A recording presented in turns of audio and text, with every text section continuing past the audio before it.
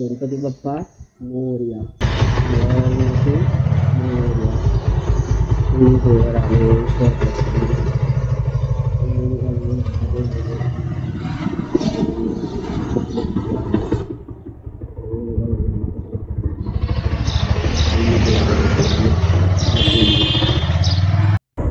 नमस्कार मंडळी. तर आपली 2024च्या फर्स्ट राईडची सुरुवात झालेली आहे. आज आहे 4 मार्च 2024 सोमवार आणि आपण निघालो आहोत आपल्या गावी महाशिवरात्रीच्या उत्सवासाठी.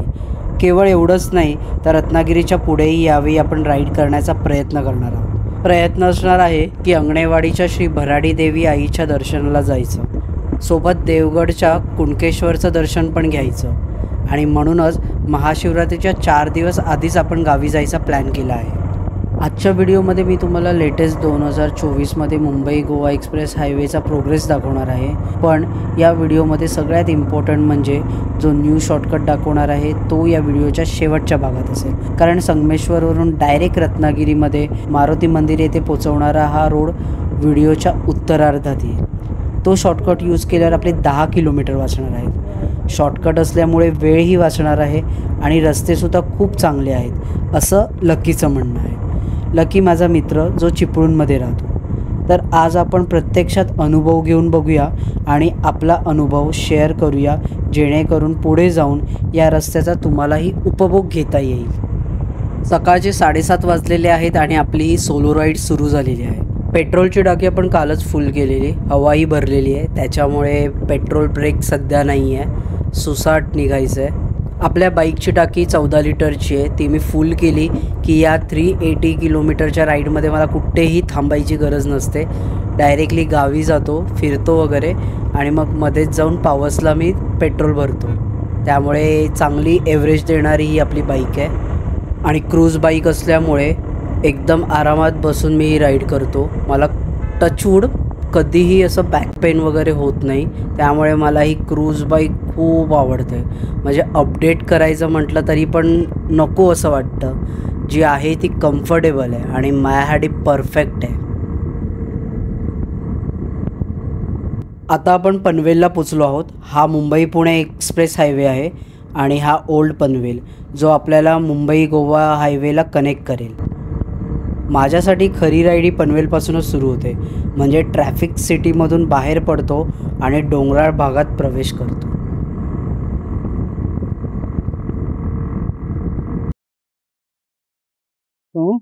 येतो चॅनल तुमचं? हो.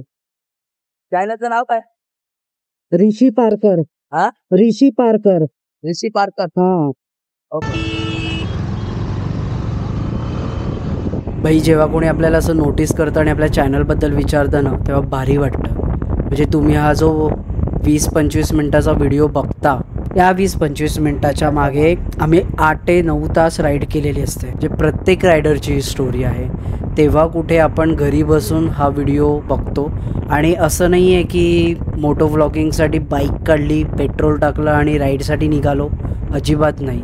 तर त्यामध्ये बरीच इन्व्हेस्टमेंट असते. Riding jacket, riding pant, riding shoes, एक चांगलं helmet, hand gloves, saddle bag, saddle state, tail bag, tank bag, fog light, एक चांगला ॲक्शन कॅमेरा माउंट, त्याच्यानंतर मेमरी कार्ड्स भरपूर लागतात, तेही चांगल्या क्वालिटीचे. आणि हे सगळं झाल्यावर प्रवास झाल्यावरती व्हिडिओ एडिटिंग.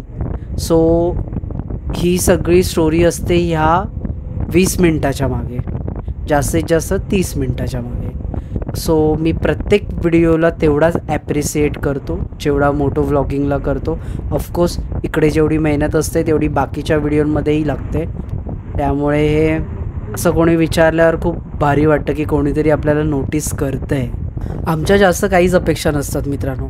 फक्त तुमचं प्रेम म्हणून चॅनलला सबस्क्राईब करा आणि एक ॲप्रिसिएशन म्हणून व्हिडिओला लाईक करा आणि कमेंट करा. बस यातच आम्हाला आमच्या कामाची पावती मिळून जाते. 10:40 झाले. माणगावच्या थोडंसं अलीकडे आपण थांबलो आहोत. भूक लागलेली, त्याच्यामुळे नाश्ता करायला थांबलो आहे. तर इथे एक मस्तपैकी प्लेस दिसली, बसायला पण जागा आहे आणि छत पण आहे. सो इथे मी पटकन फ्रूट्स खाऊन घेतो.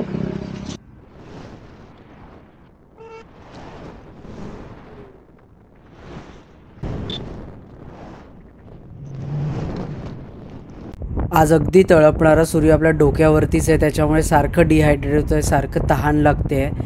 आणि हायड्रेशन बॅग आपल्याला आज कॅरी करायला पाहिजे होती. सकाळी मी मस्त गरम पाणी बॉटलमध्ये भरून ठेवलेलं, बट ती बॉटलच कॅरी करायला विसरलो घाईघाईमध्ये. सो आता पुढे कुठेतरी एखादं शॉप बघू, साईडला थांबू आणि पाण्याची बॉटल कॅरी करू.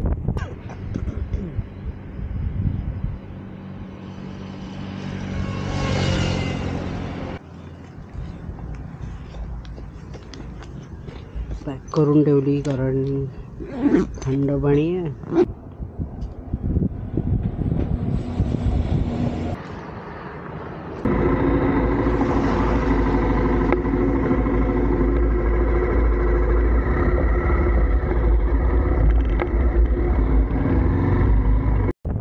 हे बघा मित्रांनो, बोट जवळ आलं आहे, त्याच्यामुळे आता कळेल आपण एक्झॅक्टली कुठे पोचलो आहे. तर लोहारे गावात आता आपण पोचलो आहोत.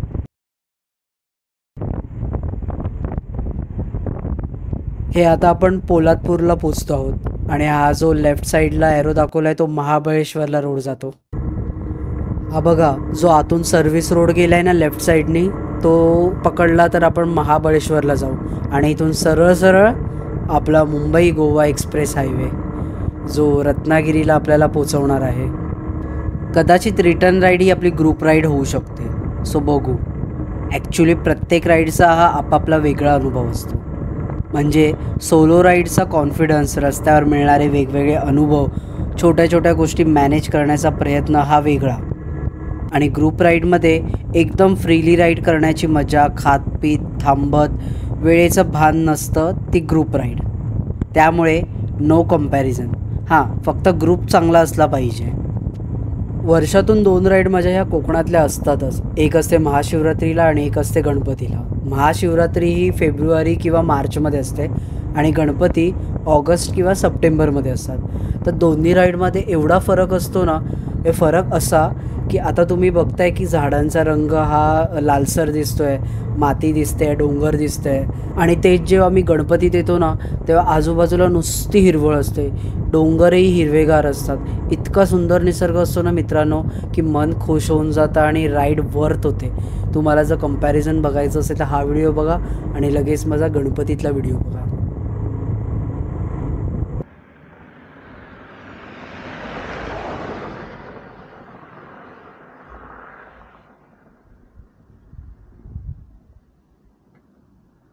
हे पहा मित्रांनो, पूर्ण रस्त्यावर फक्त ती आणि मी.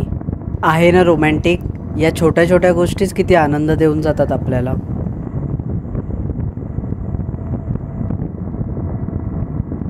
कशेडी घाट क्रॉस केला आणि आता आपण खेडच्या मार्गावर आहोत.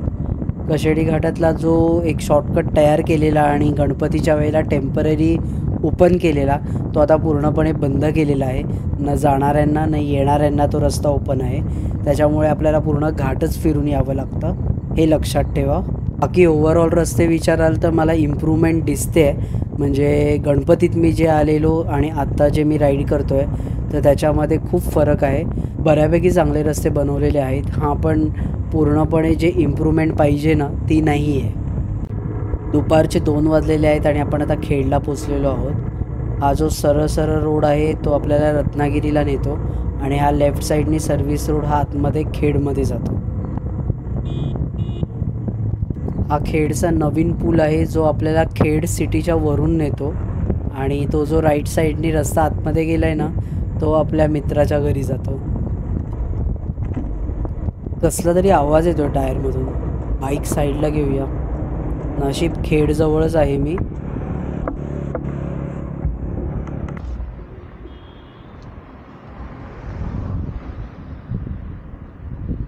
जी भीती होती तेच झालं, टायर पंक्चर झालं आहे.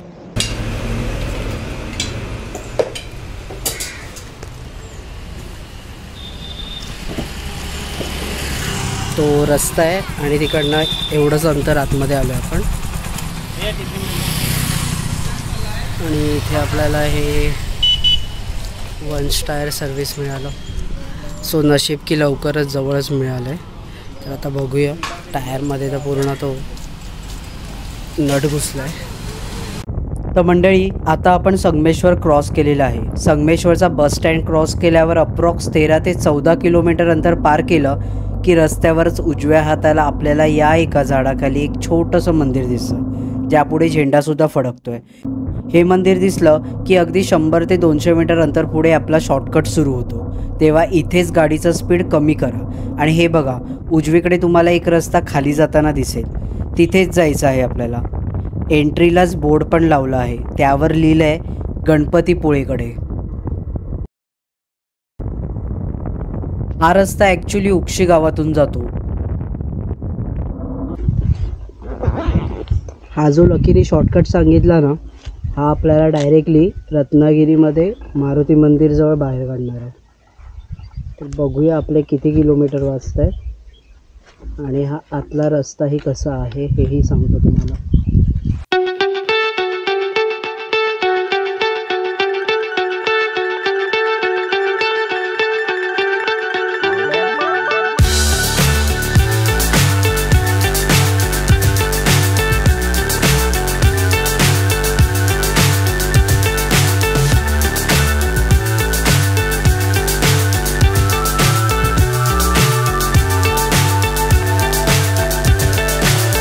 So high I'm hypnotized. What's up is down, what's left is right. Chasing stars and holding you. I can't see the end, but we'll see it through.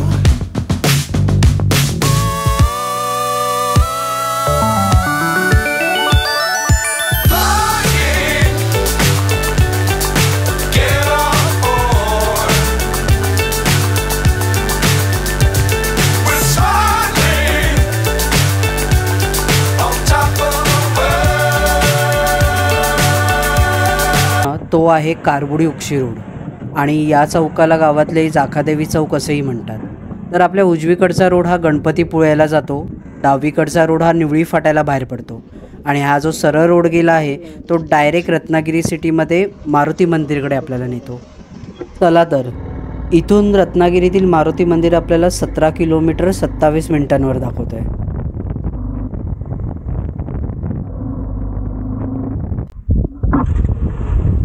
माझ्या कार्डची मेमरी फुल झाली म्हणून कार्ड चेंज करायला थांबलो आणि निघणारच तर समोरून हॉर्न ऐकू आला आणि हे बघा, या गाडीमध्ये लकी होता पण तो साहेबांसोबत ड्युटीवर असल्यामुळे थांबला नाही.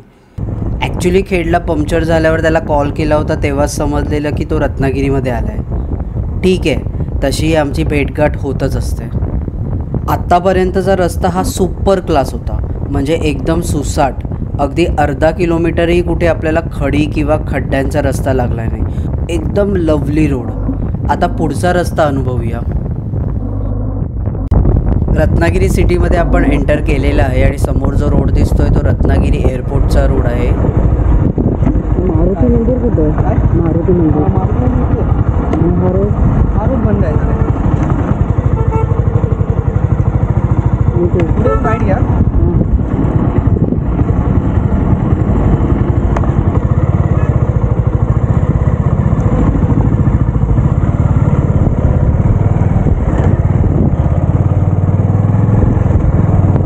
एअरपोर्ट रोड बंद असल्यामुळे आपल्याला इथून राईट लेफ्ट करत जावे लागले, नाहीतर तिथून सरळ सरळ रोड बाहेर पडतो.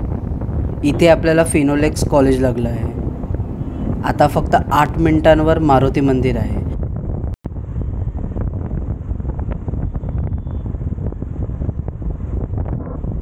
आपल्या डाव्या हाताला रत्नागिरी बस स्टँड आहे.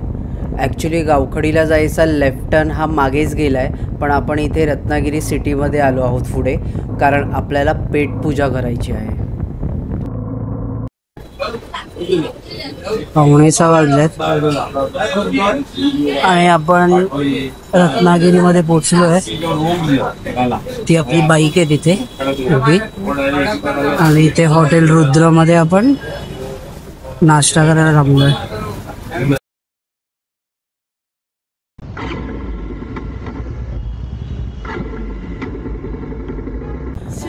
हा आहे आपल्या रत्नागिरीतला सुंदर आणि फेमस असा भाटिये ब्रिज आणि हा आहे भाटिये बीच. हे आपल्या गावाजवळच असलेलं पेट्रोल पंप आहे. नेहमी मी इथे पेट्रोल टॉपअप करतो. आजूबाजूला पण 2 पेट्रोल पंप आहेत, भारत पेट्रोलियम पण आहे, पण मी इथेच प्रिफर करतो. तर पेट्रोल भरून झालेलं आहे आणि इथून आपलं गाव आहे फक्त 7 किलोमीटर. समोरचं दृश्य पहा.